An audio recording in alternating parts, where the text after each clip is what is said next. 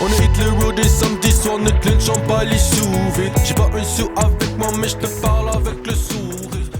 David, Dominique, je suis vraiment content de vous avoir aujourd'hui. Comment vous allez? Ça va très bien. Ça va très bien, toi? Vous portez l'étendard, ça va bien, merci. Vous portez l'étendard officiel de Baseline. Puis c'est l'occasion pour nous de faire notre entrevue de partenaire certifié Ça se passe pour expliquer un peu aux gens, vous êtes qui vous? C'est quoi Baseline? C'est quoi que ça fait? Puis comment que ça peut aider les SaaS? Fait que j'ai juste le goût, avant qu'on rentre dans le détail de Baseline, que vous me fassiez un petit TLDR de vos parcours professionnels. Fait que, Dom? Oui. Moi, j'ai commencé à l'Université Laval avec un génie logiciel, un bac en génie logiciel. Okay. Pour ça, je suis allé sur le marché du travail. J'ai fait du développement web, beaucoup, là, dans différentes boîtes. Puis là, c'était au moment où est-ce que l'AI commençait à revenir. Là. On n'était pas encore dans le craze de ChatGPT, là, mais c'était ça, des années 2014-2015. Puis là, j'ai fait ça. Ça m'intéresse de faire ça. Il y a beaucoup de potentiel là-dedans. Puis j'ai pas le skill set pour faire ça maintenant. Fait que je suis retourné à l'université. J'ai fait ma maîtrise. Puis c'est là que j'ai rencontré David. Puis après ça, quand on a décidé de fonder Baseline, je suis devenu responsable des opérations chez Baseline. C'est moi qui prends en charge le calendrier des opérations. Là. Fait que tous nos projets pour nos différents clients, avoir la bonne personne au bon moment, ça va d'affaire. Puis s'assurer qu'on maintient puis qu'on développe notre culture d'ingénierie puis d'excellence technique chez Baseline. Je trouve ça malade parce que tu as fait un saut dans le marché du travail professionnel. Tu as fait non, pour enchaîner là, je retourne à l'académique puis je reviens. Oui. C'est quand même cool, man. Puis là, toi, Dave, tu l'as rencontré. T'étais-tu en maîtrise aussi? C'est quoi ton moi, parcours? Je commençais ma maîtrise. Moi, j'ai fait un bac en actuariat, puis j'ai fait un peu comme toi. Là, j'ai fait l'AI commençait à peu près en 2015-2016. L'AI commence à venir cool. Puis là, j'ai fait, you know what, l'actuariat, l'assurance, peut-être pas trop pour moi. J'ai jumpé à la maîtrise, puis on était voisins de cubicule. Okay. Puis moi, j'avais toujours eu des aspirations entrepreneuriales. J'ai déjà eu une entreprise avant, puis j'avais le goût de continuer ça. Beaucoup de gens que je trouvais vraiment intelligents avec qui on était, puis je trouvais que ça pourrait être le fun de fonder quelque chose. Puis j'ai proposé l'idée. C'est pas mal moi, je pense qu'elle avait proposé l'idée, puis qu'elle a commencé à faire le legwork pour que ça se passe, puis de réunir tout le monde, puis que ça se concrétise de créer Baseline. Là, back in the days, en 2018 à peu près. On était c'est là les premières discussions. 2018-2019. Ouais, c'est là. Puis Baseline, mettons, en 2-3 lignes, comment tu le décrirais? On est une entreprise coopérative de conseil puis de développement de solutions d'intelligence artificielle. OK. Fait qu'on prend les entreprises, peu importe où est-ce qu'ils se trouvent dans leur cheminement vers l'intelligence artificielle, puis on fait comme, qu'est-ce qu'on pourrait faire pour toi qui va unlocker la prochaine phase de ton adoption de l'IA, puis on travaille là-dessus pour que ça se passe. OK. Make sense. Ouais, vraiment. Tu lui donnes le thumbs up? Ouais, il y a beaucoup aussi l'idée de démystifier, là, qui est quand même une partie de notre mission. OK. Il y a beaucoup de galvaudage dans les médias. C'est utile pour les gens de se rattacher à c'est quoi conceptuellement, puis qu'est-ce que ça peut faire pour eux. Puis c'est beaucoup de missions qu'on s'est données là, à travers les différents mandats, l'accompagnement, les services conseils, les formations, puis de développer des solutions qui sont pertinentes pour les entreprises et pas juste qui vont finir sur une tablette à quelque part, par exemple. D'ailleurs, si les gens veulent en savoir plus sur ton parcours, puis aussi cette notion-là d'éduquer et de démystifier, David Beauchemin, ça se passe. Si vous mettez ça dans YouTube, Spotify, Google, ça va sortir. Tu es venu sur le pod. Je l'ai écouté ce matin, c'est très bon. Sur la route? Oui, oui, ça. Le podcast sur la route, c'est mon... j'adore c'est ça. mon beau C'est le truc. best. Ouais. Fait que là, on comprend un peu mieux c'est quoi Baseline, ce que ça fait, ce que ça mange en hiver. Mais l'équipe, concrètement, ça ressemble à quoi? Les expertises, le nombre de gens qu'il y a là? C'est une expertise assez diversifiée. En fait, on est 10 personnes à temps plein. On a des gens qui ont une expérience en physique, en actuariat comme moi, en génie logiciel comme Dominique. On a vraiment des expériences variées, beaucoup en intelligence artificielle dans différentes techniques, qui pourraient être un peu trop spécifiques pour la discussion aujourd'hui, mais on a vraiment différentes zones où on est capable d'opérer. Puis on a des gens aussi qui vont plus être développeurs logiciels traditionnels, qui vont vraiment être là pour intégrer ces solutions-là, pour être capable de les déployer aussi de manière adéquate. Parce que souvent, les profils techniques qui développent l'IA, c'est plus des utilisateurs des systèmes, des systèmes DevOps. Donc là, on va avoir vraiment une équipe variée pour être capable d'emmener la solution, de la développer vraiment d'un point de vue, on développe quelque chose de nouveau, à l'emmener en production auprès du client là, pour l'intégrer. L'implémenter carrément. Exactement, c'est ça. Okay. On peut faire tout le cycle au complet. Fait que de façon haut niveau, grossière, les services que vous offrez, je sais pas s'ils sont segmentés ou si tu peux me les expliquer, Adam? Quand on dit qu'on prend le client, peu importe où est-ce qu'il est, en fait, dans notre tête, il y a comme 5 catégories pour les clients. Il y a ceux pour qui c'est quoi exactement l'intelligence artificielle, c'est pas toujours clair. Parce qu'il y a beaucoup de brassage médiatique sur un paquet d'affaires. Puis là, on est rendu de penser que ChatGPT et l'intelligence artificielle, c'est comme la même chose. Puis des fois, ben, les clients ils aiment ça qu'on leur aide à vraiment clarifier non, mais c'est quoi l'intelligence artificielle? Puis qu'est-ce que ces systèmes-là font que des systèmes d'informatique plus traditionnels font pas? OK. Puis ça, c'est comme le premier step dans notre processus. Ensuite, on rentre plus spécifiquement dans votre business. OK. Puis qu'est-ce que vous faites? Comment vous le faites? Ça a l'air de quoi? Toutes vos étapes de processus. C'est comme ça, comprendre c'est quoi la business pour voir où est-ce que le numérique peut apporter une valeur. Puis je dis numérique comme volontairement, là, c'est pas juste l'IA. On veut vraiment comprendre où est-ce qu'on peut mettre des morceaux logiciels pour supporter le processus dans un but d'éventuellement arriver à faire un projet d'IA.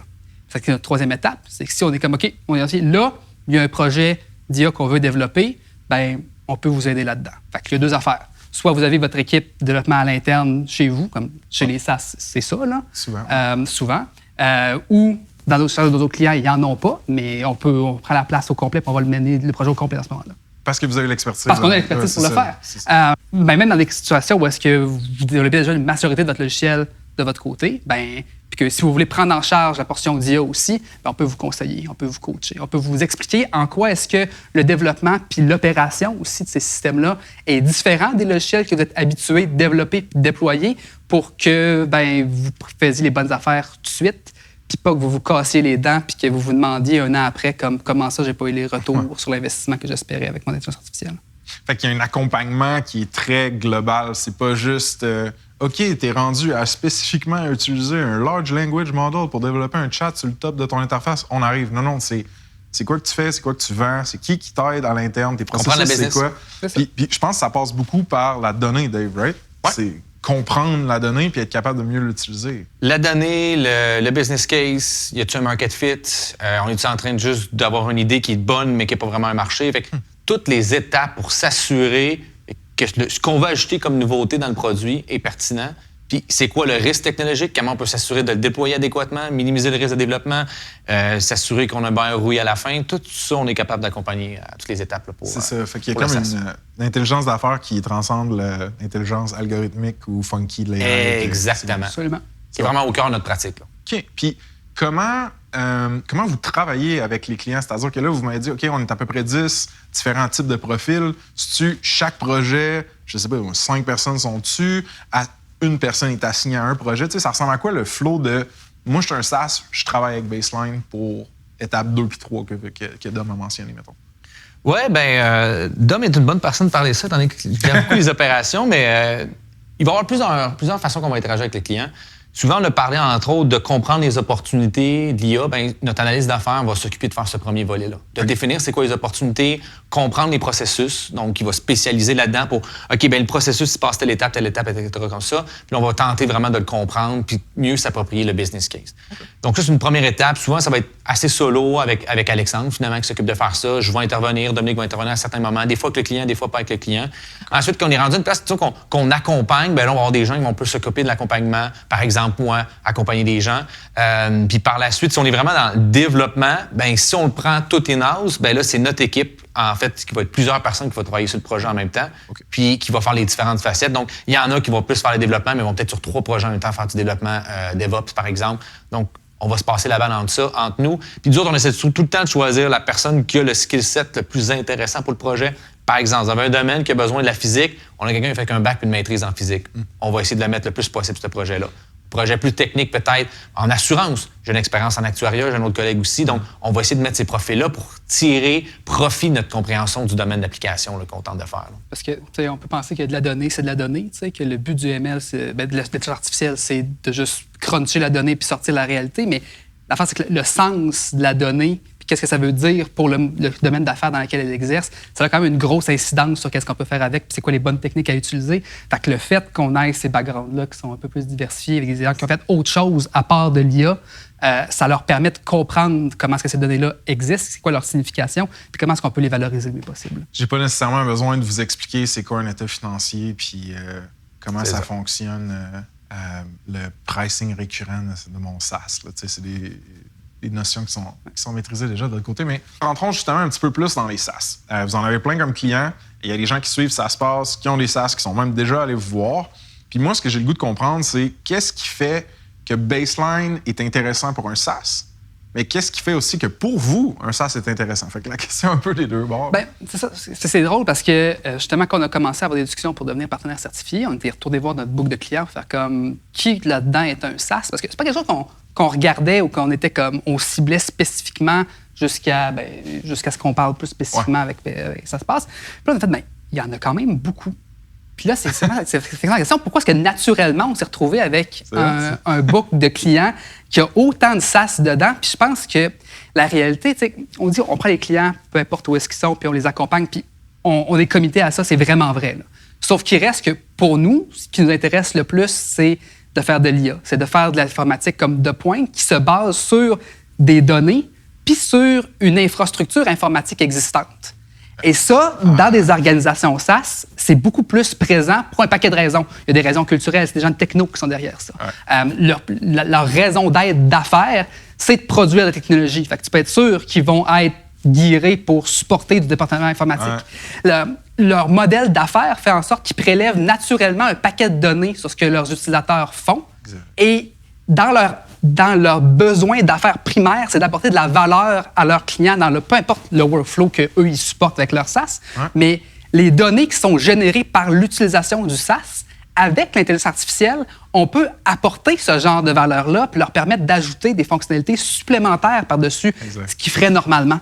Fait qu'il y a un fit là, ils génèrent des données, ils ont le mindset technologique, puis ils sont dans une situation où ça fait du sens pour eux d'investir les sommes quand même importantes que ça peut être d'avoir un système d'IA significatif parce que une PME moyenne, quand même je te dis, oui, je peux faire un système custom pour ta PME, il faut que ce soit vraiment crucial à la business là, pour que... oui, il peut être comme plus loin. C'est ça. Tandis qu'un SaaS, tu as ton feature, c'est le centre de ta business, puis la valeur que ce système-là génère, il est partagé à travers tous tes clients. Fait que la valeur globale du système d'intelligence artificielle est vraiment plus forte là-dedans. Fait que je pense que c'est pour ça que c'est vraiment intéressant d'un bord puis comme de l'autre. Nous, on travaille sur les projets qu'on veut, puis ça y a un market fit. C'est ça, puis ça fait vraiment du sens. Puis ce que je trouve malade, c'est qu'il y a aussi un momentum en ce moment dans le marché où est-ce que le AI prend beaucoup de bandes passantes médiatiques, comme tu parlais, mais aussi comme ça peut avoir des impacts concrets sur ton industrie, sur ton SaaS. Est-ce que moi, je dois implémenter des features d'AI à l'interne? Est-ce que ma business va se faire disrupter par du monde qui, eux, sont plus AI first? Whatever it is, mais tu sais, il y a des questions à se poser, puis il y a un exercice à faire avec du monde sharp qui parle le même langage que toi. Puis c'est pour ça que dans ma tête, c'était comme, j'ai besoin d'avoir un partner de même pour que ça se passe. Fait que quand j'ai découvert Dave, puis Baseline, puis tout, j'étais comme, yo, tu sais, on essaie de faire de quoi de plus gros. Fait que je suis vraiment content. Puis pour le monde qui ont peut-être des référents, de genre une firme d'AI, ça ressemble à quoi? Ou genre, ils ont déjà peut-être travaillé avec d'autres firmes d'AI ou whatever. Comment vous diriez que ça se distingue, Baseline, des autres firmes d'AI? C'est une bonne question. Notre modèle d'affaires nous permet déjà de distinguer quand même d'une certaine façon où est-ce que pour nous, comme on est une coopérative, chaque membre, chaque travailleur est aussi propriétaire, donc c'est un entrepreneur. Puis pour nous, au début, c'était peut-être moins clair, mais avec beaucoup de recul, puis comme on a essayé de comprendre puis de travailler avec notre modèle. Au début, on l'a adopté pour d'autres raisons. Puis là, au fur et à mesure, on travaille de plus en plus avec. Puis ça nous permet de distinguer parce que quand on parle avec un fondateur ou un autre SaaS ou un autre entrepreneur, on a la même culture, on partage les mêmes éléments, puis ça, c'est partout. Tous nos membres sont comme ça. Fait que pour nous, on accorde beaucoup d'importance à ça. Pour le client, ça ajoute de la valeur aussi parce que quand il va parler de sa réalité d'entreprise ou d'entrepreneuriat, on est dans le même bateau. Là. Donc, c'est pas juste un associé ou un employé quelconque. C'est vraiment un propriétaire d'entreprise qui est en situation d'entrepreneuriat. C'est hot, ça. Facilite vraiment de se démarquer. Puis je pense que nous, on a quand même on a tous des profils très techniques. On sait toute la technologie, qu'est-ce qu'on peut faire avec. On sait aussi les limites. Puis pour nous... L'approche no bullshit, ou comme dit Dom, c'est quoi ta phrase? C'était... T'as-tu une j'étais pas prêt à ce que tu me fasses la passe à palette. Là. Oui, il a sorti une catchphrase, je me suis rappelé. Mais je l'ai dit tantôt pendant qu'on préparait le truc. On a fait ça, c'est bon, là. C'était no hype, no bullshit, juste du résultat. Puis du fun, quand même. Oui. Ça vient avec les résultats. C'est toujours le fun quand ça marche. Hein? C'est ça. C'est une bonne catchphrase. J'aime ça, guys. Puis, OK. Fait que là, mettons qu'on rentre dans le plus concret. Le monde, il écoute ça, c'est ça, des fondateurs ou des décideurs en SaaS, puis sont comme, faut qu'on explore ça, faut qu'on prenne le temps de le faire avec du monde qui savent de quoi ils parlent, puis qui ont les skills à l'interne. Où est-ce qu'on vous contacte? Il y a le website, right, qui peut être directement baseline.québec. Directement, exactement. Puis il y a un formulaire de contact directement sur la page d'accueil, c'est ça? Ouais. Absolument. Qui a déjà été utilisé grâce à des gens de Ça se passe. Exact. D'ailleurs, avant de finir le call to action, je me lance une propre POC sur ma palette. Juste, pourquoi vous avez décidé de vous associer avec Ça se passe maintenant? Tu te cherches des compliments, c'est ça? C'est mon modus operandi. C'est une bonne question. À base, moi, pour être franc, c'était à cause de toi, beaucoup. OK. Je trouvais que c'est une belle communauté. Je connaissais pas encore nécessairement tout. Quand on a commencé à se parler, c'était vraiment au début là, de Ça se passe. Oui, vraiment. Je trouvais ça le fun que quelqu'un du milieu décide de vouloir rallier tout le monde autour de soi, puis un peu de entraide, ou peu importe comment on peut appeler ça, là, comme parlons, on a des problèmes similaires, tout ça. Je trouvais ça le fun que la communauté puisse se réunir. On s'est rencontrés, je trouvais ça super le fun, ça cliquait. Je pense qu'on avait beaucoup de visions similaires. Je pense qu'il y avait beaucoup d'intérêt qu'est-ce qu'on faisait, nous autres pour toi aussi. Puis là, quand tu es arrivé avec le projet, ben pour moi, c'était juste obvious qu'on avait le goût de s'associer avec quelqu'un. On essaie de choisir à quelque part. Nous autres, on a fait Baseline pour travailler ensemble parce qu'on avait tout le goût de travailler ensemble. Ben, nos partenaires, on veut aussi les choisir pour que ce soit le fun. Donc, pour moi, c'était juste naturel. Je pense que c'est une belle communauté. C'est le fun, qu'est-ce qui se passe. C'est beaucoup d'entreprises au Québec. Dominique le parlait aussi que c'est des mandats qui intéressent aussi beaucoup, qui sont intéressants pour nous, qui nous permettent de vraiment aller souvent, des fois, un petit peu plus loin dans les démarches d'intelligence artificielle qu'on peut faire pour d'autres types de clients. Fait que c'était beaucoup de trucs qu'on peut tous ramener ensemble puis de faire en sorte que ce soit le fun.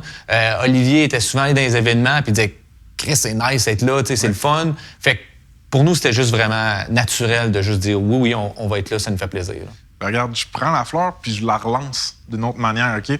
Parce que ce que je veux que les gens catchent aussi, c'est que vous avez supporté Ça se passe très early. Tu sais, quand j'ai commencé à vendre des commandites mensuelles, Partner Spotlight sur un partenaire, c'était Baseline, là, je pense, le premier ou un des premiers. Ouais, c'est ça.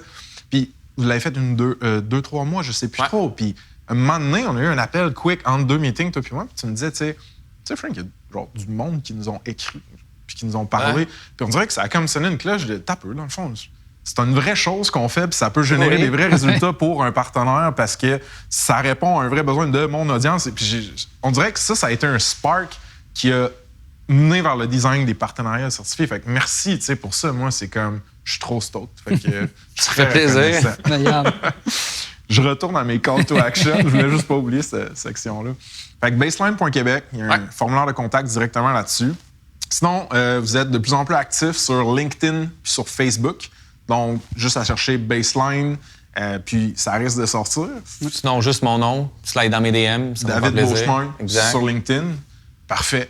Puis, écoutez, ben moi, évidemment, je suis tout le temps disponible si vous voulez que je fasse une intro ou quoi que ce soit, mais vous voyez que les gars sont assez friendly. Vous pouvez vous intro toute seule. Écoutez, les gars, merci pour le support. J'ai hâte de voir tout le reste du contenu et des collaborations qu'on va faire ensemble. Ben oui. Puis, c'était un plaisir de vous voir en vrai. Moi aussi. Merci. Merci beaucoup. Papier, c'est que mon hiver, mais sans connaître